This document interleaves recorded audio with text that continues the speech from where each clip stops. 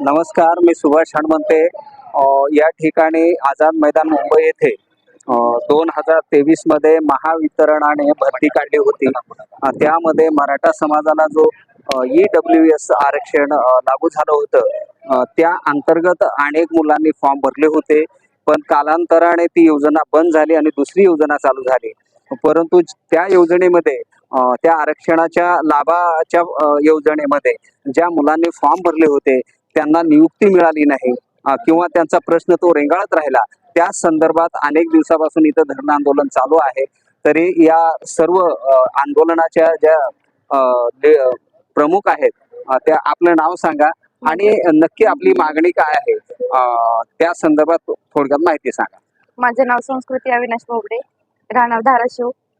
महावितरणने 29 डिसेंबर 2023 रोजी विद्युत सहाय्यक पदाची भरती काढली होती. त्यावेळेस आमचे पेपर वगैरे सगळे EWS मधून झाले होते.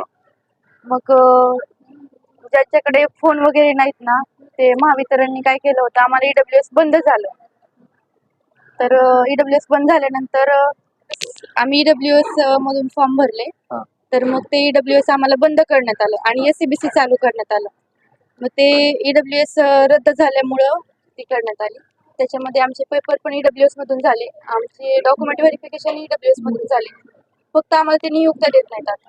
अच्छा, ते म्हणतात कन्वर्ट करायला सांगतात, तुम्ही कन्वर्ट का केलं नाही. आणि काय झालं, आमच्याकडं काही मुलांकडं स्मार्टफोन नसल्यामुळे आम्हाला ती ईमेल पण आला नाही कन्वर्ट करण्यासाठी. त्याच्यामुळे तसंच राहिलं. फक्त आम्हाला अल्पसंख्याक पदामधून नियुक्ती द्या, एवढीच आता मागणी आहे. कोणाची मागणी, कोणाची भेट झाली होती काय? हो, मेघनाताई बोर्डीकरची भेट झाली होती. तर त्यांनी राजेंद्र पवारांना फोन केला होता. राजेंद्र पवार बोलले की तुम्ही अल्पसंख्याक पदाचा GR आणून द्या, आम्ही लगेच नियुक्ती देतो म्हणून बोलले होते. आणि राजेंद्र पवारकडे पण गेलो, तर ते पण असंच बोलले की GR आणून द्या. अच्छा, बस एवढंच. विखे पाटलांकडे पण.